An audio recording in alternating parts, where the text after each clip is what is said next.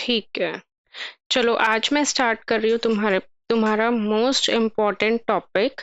Okay, जिसमें generally बच्चों को प्रॉब्लम रहती ही है। ये वाला टॉपिक डीयू में, डीटीयू में मतलब, या फिर और भी यूनिवर्सिटीज में आता है, और इस टॉपिक पे बेस सबको प्रॉब्लम रहती है। ऑल दो ये तुम्हारे सिलेबस में इन्होंने ऐसे स्पेसिफिकली मेंशन नहीं करा हुआ है, बट जो मैंने प्रीवियस ईयर का पैटर्न देखा है, पिछले साल तो नहीं आया था, but last to last year या उससे लास्ट ईयर इस पे बेस्ड क्वेश्चन आते हैं। That is dependent source. तो ऑल दो सिलेबस में तो मेंशन होना चाहिए कि ये क्वेश्चन किस पे बेस्ड है, डिपेंडेंट सोर्स पे या इंडिपेंडेंट सोर्स पे। यहाँ पे इन्होंने कुछ भी मेंशन नहीं करा, बट PYQs के तुम्हारे पास पेपर आता है, पेपर में क्वेश्चन आते हैं डिपेंडेंट सोर्स पे बेस्ड। अब जो जनरली पैटर्न देखा गया है कि डिपेंडेंट सोर्स पे बेस्ड किस में क्वेश्चन आते हैं, वो जनरली वो ये देखा गया है कि अगर तुम्हारा मिड टर्म होगा तो मिड टर्म में तो आते हैं डिपेंडेंट सोर्स पे बेस्ड क्वेश्चन, एंड टर्म में चांसेस कम होते हैं। ठीक है, समझ गए? तो मैं उसी के अकॉर्डिंग करवा रही हूँ। तो पढ़ना तो है ही तुम्हें, चाहे तुम मतलब मिड टर्म के हिसाब से पढ़ो या एंड टर्म के हिसाब से पढ़ो। तो वेरी इसे मार्क कर लेना, वेरी वेरी इंपॉर्टेंट टॉपिक। तुम्हें भी एक बार में समझ में नहीं आएगा, 2-3 बार पढ़ोगे तो समझ में आएगा। Okay, so topic is dependent sources. Dependent मतलब कि ये जो सोर्स है हमारे पास, ये क्या होते हैं? डिपेंड होते हैं। किस पे डिपेंड होते हैं, कैसे डिपेंड होते हैं, वो मैं तुम्हें समझाऊंगी। अब तुम्हें ये पता है कि हमारे पास दो टाइप्स के सोर्सेज होते हैं। एक होता है हमारे पास वोल्टेज सोर्स, राइट, और एक होता है हमारे पास करंट सोर्स। करेक्ट? जो वोल्टेज सोर्स है उसका सिंबल, जो नॉर्मल वोल्टेज सोर्स है उसका सिंबल कैसे होता है? पॉजिटिव, नेगेटिव, इस तरह से। और जो करंट सोर्स है उसका सिंबल कैसे होता है? ऐसे होता है। बट अगर हम डिपेंडेंट की बात करें तो डिपेंडेंट सोर्स का सिंबल कैसे होता है? ऐसे डायमंड शेप का। कैसे होता है? ऐसे डायमंड शेप का। जब भी ऐसे डायमंड शेप का सिंबल आ जाएगा तो वो समझ लेना कौन सा सोर्स है? डिपेंडेंट सोर्स है। तो अगर हमारे पास डिपेंडेंट वोल्टेज सोर्स है तो उसका सिंबल क्या होगा? ऐसे डायमंड शेप बनाना और पॉजिटिव नेगेटिव। और अगर हमारे पास डिपेंडेंट करंट सोर्स होगा तो ऐसे एरो बनाना, मतलब ऐसे सिंबल बनाना, और यहाँ पे ये हमारे पास करंट सोर्स हो गया एरो के साथ। ठीक है? अब वोल्टेज सोर्स भी फर्दर दो चीजों पे डिपेंड होता है। जैसे हम हैं, तुम हो गई या मैं हो गई, हम दो जनों पे डिपेंड करते हैं। बताओ किस किस पे हम डिपेंड करते हैं?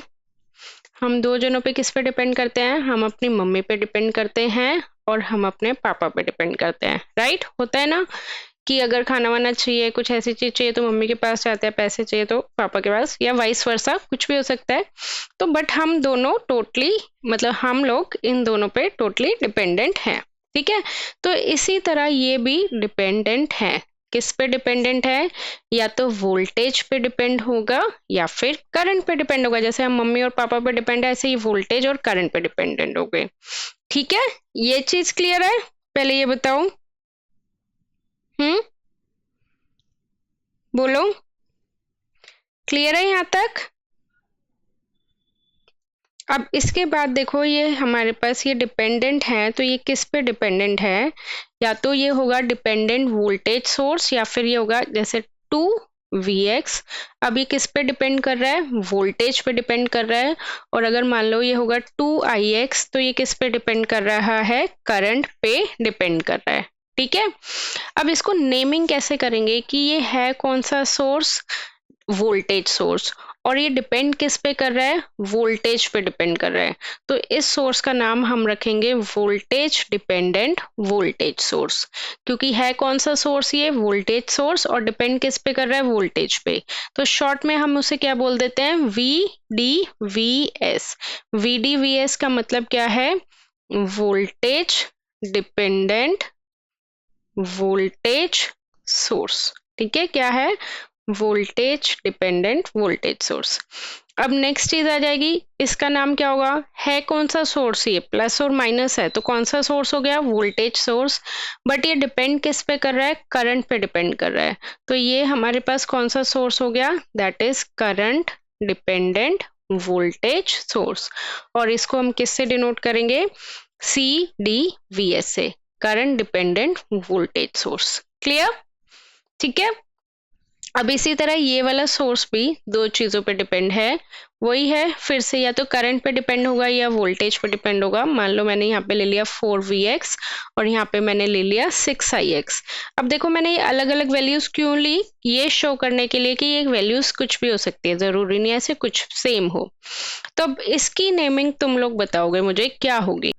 अब इसके बाद देखो ये VDCS हो गया, ये CDCS हो गया, इन चारों पे बेस्ड मैं एक एक न्यूमेरिकल करवा दूंगी तो तुम्हारा कंसेप्ट क्लियर हो जाएगा। इससे पहले तुम्हें अच्छे से मेश एनालिसिस का कंसेप्ट आना चाहिए, ठीक है? वो तुम्हें आता ही ऑलरेडी, नहीं भी आता तो यहाँ से तुम्हारी थोड़ी बहुत प्रैक्टिस और हो जाएगी। तो मैंने तुम्हें पहले ही बताया था कि मेश एनालिसिस आता है तो तुम्हें पूरा DC सर्किट आ गया। अब तुम्हारे क्लास में जहाँ पे तुम पढ़ रहे हो, मतलब अगर 70 बच्चे हैं ना तो 50% बच्चे मतलब 50 बच्चे इस क्वेश्चन को अटेम्प्ट नहीं करेंगे डिपेंडेंट सोर्स को। इतने ज्यादा वो डरते हैं डिपेंडेंट सोर्स से, बट डरने की जरूरत नहीं है, ठीक है? इसको डायग्राम को बनाओ। 8 ओम दैट इज -10 वोल्ट, माइनस दिया हुआ है ये यहाँ पे ऑलरेडी इन्होंने दिया हुआ है। 2 ओम -3 एम्पियर 3V0 और यहाँ पे हमारे पास ये क्या है 10 ओम, ठीक है? पहला क्वेश्चन मैं करवा रही हूँ तुम्हें। अब इसमें देखो हमारे पास सबसे पहले मैंने बताया था कि हमें क्या देखना होता है, नंबर ऑफ मैशेस। तो इसमें हमारे पास नंबर ऑफ मैश कितने हैं, 2 हैं। उसके बाद नंबर ऑफ वेरिएबल, अगर हमारे पास एक डिपेंडेंट सोर्स आता है तो नंबर ऑफ वेरिएबल एक बढ़ गया। जैसे एक वेरिएबल हो गया हमारे पास I1, एक वेरिएबल हो गया हमारे पास I2 और जो तीसरा वेरिएबल हो गया ये हो गया हमारे पास V0। क्या हो गया, V0। तो अगर हमारे पास 3 वेरिएबल हैं तो नंबर ऑफ इक्वेशन भी कितनी बनेगी, 3 ही बनेगी ना, क्योंकि 3 वेरिएबल 3 इक्वेशन होगी तभी तो सॉल्व हो पाएगा। तो इन दिस केस हमें एक इक्वेशन अलग से बनानी पड़ेगी। तो तुम ये मान लो कि एक डिपेंडेंट सोर्स है तो एक इक्वेशन एक्स्ट्रा बनेगी, 2 डिपेंडेंट सोर्स है तो 2 इक्वेशन एक्स्ट्रा बनेगी, ठीक है? अब सबसे पहले हम नॉर्मल केस की तरह चलेंगे कि जैसे हम मेश एनालिसिस में करते थे। क्या करते थे कि हमारे पास करंट सोर्स है तो एक इक्वेशन कहाँ से बनती थी, करंट सोर्स से बनती थी। अब देखो करंट सोर्स की क्या इक्वेशन होगी, I2 की डायरेक्शन और 3 एम्पियर -3 एम्पियर की डायरेक्शन क्या है, सेम है, तो I2 हो जाएगा पॉजिटिव। I1 की डायरेक्शन और -3 एम्पियर की डायरेक्शन क्या है, अपोजिट है, तो ये हो जाएगा -I1 इज इक्वल टू -3 है तो -3 का एज इट इज लिख दो। हमें देख के डरना नहीं है कि -3 क्यों दे दिया, मैम ने तो करवाया नहीं था -3। कोई बात नहीं, 3 की जगह -3 दे दिया, जहां जहां तुम्हें +3 लिख दे वहां वहां -3 लिख देना। कोई कंसेप्ट में कुछ भी चेंजेस नहीं है, ठीक है? एक इक्वेशन तुम्हारी ऐसे बनती थी, दूसरी इक्वेशन कैसे बनती थी, सुपर मैश से। तुम यहाँ पे खड़े हो, यहाँ से यहाँ पे जाओगे, तो इसमें भी कोई चेंज नहीं है। जैसे जैसे सुपर मैश की इक्वेशन बनती थी वैसी इक्वेशन बनेगी, बस तुम्हें सेकंड साइन लेते हुए चलना है। तो यहाँ पे पॉजिटिव नेगेटिव, ये तो इन्होंने ऑलरेडी मार्क करके दिया ही हुआ है, राइट? यहाँ पे भी पॉजिटिव नेगेटिव है, पॉजिटिव नेगेटिव पॉजिटिव नेगेटिव। तो सेम कंसेप्ट है, सुपर मैश की इक्वेशन बनेगी -8I1 -3V0। अब इसकी वैल्यू 3 नहीं है, 3 के साथ क्या है, V0 है, तो V0 एज इट इज लिख दो, कोई दिक्कत नहीं है। जो इन्होंने वैल्यूज दे रखी हैं एज इट इज वैल्यू लिख दो, 3V0 -10I2, फिर उसके बाद क्या होगा, माइनस ऑफ, सेकेंड साइन लेना है हमें, तो प्लस ऑफ, और इसकी वैल्यू क्या है -10, तो -10 लिख दो। देखो मैंने कुछ भी चेंजेस नहीं करे कंसेप्ट में, वही चीज उठाई है, जो जो वैल्यूज हैं बस वो वैल्यूज एग्जैक्टली लिख दी। यहाँ तक तो तुम्हारा नॉर्मल केस हो गया जो तुम नॉर्मली करते हो, ठीक है? अब आ जाते हैं डिपेंडेंट सोर्स पे कि हमारे पास ये डिपेंडेंट सोर्स दे दिया, इसकी वजह से हमें एक और इक्वेशन बनानी पड़ेगी। सबसे पहले तो हमें ये देखना है कि कौन सा डिपेंडेंट सोर्स है। अब देखो प्लस और माइनस है तो कौन सा सोर्स होगा, वोल्टेज सोर्स होगा, और इसकी वैल्यू वोल्टेज पे डिपेंड कर रही है, तो ये कौन सा सोर्स बन गया, वोल्टेज डिपेंडेंट वोल्टेज सोर्स। क्या बन गया ये, VDVS, ठीक है? Clear, correct? यहाँ तक कोई डाउट? अब ये है तो वोल्टेज सोर्स ही। अब एक चीज डिपेंडेंट सोर्स के लिए हमेशा ध्यान रखना, पहले एक बार ये लिख लो। अब इसके बाद देखो एक बहुत इंपॉर्टेंट चीज बता रही हूँ। मैंने तुम्हें बताया कि या तो ये वोल्टेज पे डिपेंड होगा या फिर ये करंट पे डिपेंड होगा, राइट? इन्हीं दोनों चीजों पे डिपेंड होगा। तो वोल्टेज पे अगर डिपेंड है तो हमेशा तुम्हें क्या इक्वेशन बनानी है? ओम्स लॉ के अकॉर्डिंग। ओम्स लॉ मतलब V is equal to I into R. और अगर ये करंट पे डिपेंड होगा तो करंट की डायरेक्ट इक्वेशन बनेगी। डायरेक्ट इक्वेशन जैसे हम करंट सोर्स के अक्रॉस बनाते हैं, वो मैं बाद में बताऊंगी कि कैसे बनेगी। अभी फिलहाल ये देखो वोल्टेज पे डिपेंड है, राइट? तो ओम्स लॉ हमें क्या बनानी है, कैसी इक्वेशन बनानी है? Ohm's law. ओम्स लॉ के क्रॉस तुम ये देखो कि ये किस पे डिपेंड है। एक चीज और मैं बच्चों को बोलती हूँ हमेशा, वोल्टेज मान लो पापा और करंट मान लो मम्मी, तो किस पे डिपेंड है? पापा पे डिपेंड है, ठीक है?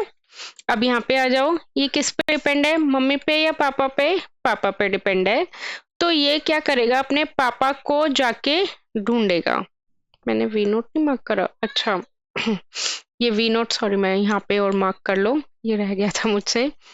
ये वी नोट एक बार मार्क कर लो। वी नोट अभी यहाँ मार्क मत करो, कंफ्यूज हो जाओगे तुम लोग।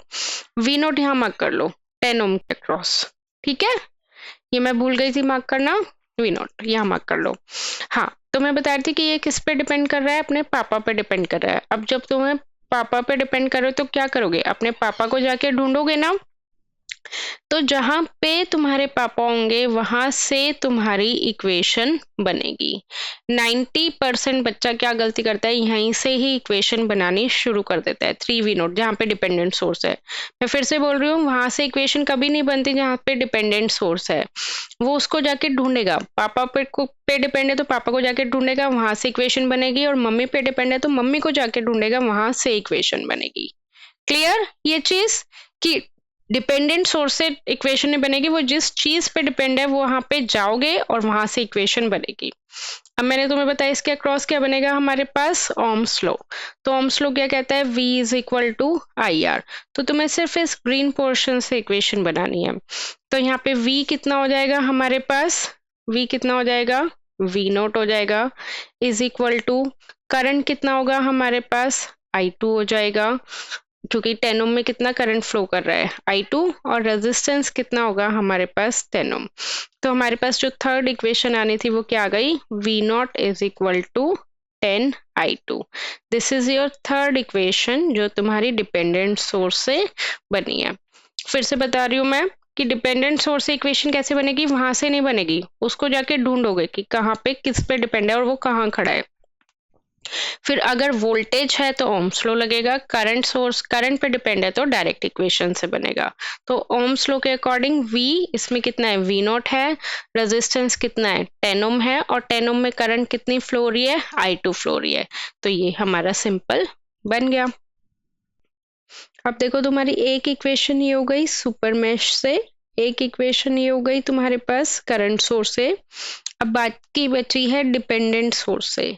तो अब डिपेंडेंट सोर्स की इक्वेशन बताओ। इस केस में देखो डिपेंडेंट सोर्स की क्या होगी? अगेन ये किस पर डिपेंड कर रहा है? वोल्टेज पे। वोल्टेज को ढूंढो, यहाँ पे है। तो वोल्टेज के according ohm's law, ohm's law क्या कहता है? V is equal to I R. तो V कितना है यहाँ पे? Vx है। रेजिस्टेंस कितना है यहाँ पे? 2 है। करंट कितनी फ्लो हो रही है 2 ओम में? I1 फ्लो हो रही है। अब बात आ जाती है साइन की। देखो साइन भी देखना है हमें। इनका करंट और हमारा करंट अपोजिट डायरेक्शन में जा रहा है। जैसे हमारा करंट कैसे जा रहा है? नीचे से ऊपर, और इनके हिसाब से जो इन्होंने साइन दिए हुए हैं इनका ऊपर से नीचे जा रहा है। तो जब भी करंट अपोजिट डायरेक्शन में होता है तो क्या होता है? माइनस। ये तुम्हें ध्यान रखनी पड़ेगी। तभी मैंने स्टार्टिंग में बोला था कि इनका साइन नहीं लेना। जब भी तुम मेश की इक्वेशन बनाओगे जो इन्होंने साइन दिया हुआ है वो मत लेना, क्योंकि उन्हें पता है अगर उन्हें कंफ्यूज करना है तो 90% बच्चे ऐसे क्लॉकवाइज ही बनाते हैं और वो यहाँ पे गलती करेंगे ही करेंगे। ठीक है, तो अपने साइन कन्वेंशन के ही अकॉर्डिंग मैश इक्वेशन बनानी है, ये सुपर मैश इक्वेशन बनानी है। इनका साइन बस ये देखना है कि यहाँ पे जब डिपेंडेंट सोर्स की इक्वेशन बनाओगे कि सेम है तो प्लस हो जाएगा, और अगर अपोजिट है हमारा साइन और इनका साइन तो नेगेटिव हो जाएगा। Got it? अब इसमें देखो हमारे पास सबसे पहले ये कौन सा सोर्स है, प्लस माइनस है तो वोल्टेज सोर्स है, और इसकी वैल्यू करंट पे डिपेंड कर रही है, तो ये CDVS हो गया, करंट डिपेंडेंट वोल्टेज सोर्स। तो सबसे पहले तो हम नॉर्मल मैश की इक्वेशन बना लेते हैं। मैश की इक्वेशन क्या बनेगी, -5I1 -10IB, IB है तो IB एज इट इज, और एक मिनट, मैंने आइए मार्क नहीं करा ना कहीं भी, एक सेकेंड, आइए भी है, हाँ यहाँ पे है, ये मार्क कर लो। आइए जो इन्होंने दिया हुआ है, ठीक है, मैं अपनी तरफ से मार्क नहीं कर रही, इन्होंने क्वेश्चन में दिया हुआ है आइए, और यहाँ पे दिया हुआ है IB।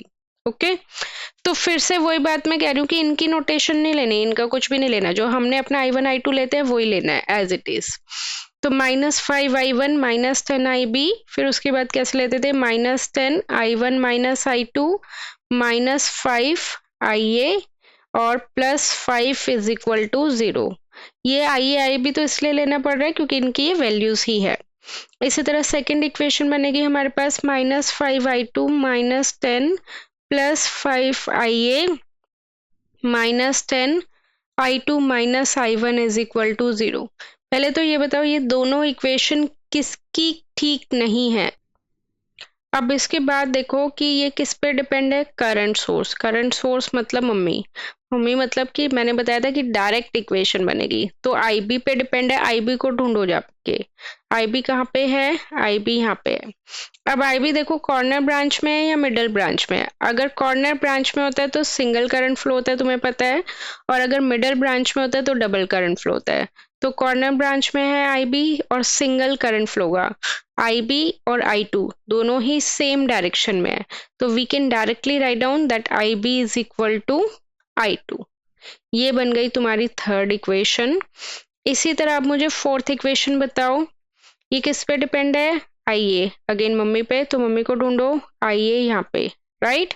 तो अब IA की डायरेक्शन और I1 की डायरेक्शन सेम है, तो बताओ मुझे IA किसके इक्वल होगा इस केस में, IA is equal to I1, so that is your fourth equation। Simple, 4 variable 4 equation solve हो जाएगा। So this is your homework. इसमें तुम्हारे पास 3 मैश है और 2 डिपेंडेंट सोर्स है, तो टोटल हमारे पास कितनी इक्वेशन बनेगी, 5 इक्वेशन बनेगी। होमवर्क में बस तुम्हें 5 इक्वेशन बना रही है, और ये करके मुझे आज की डेट में ही सेंड कर देना, ठीक है।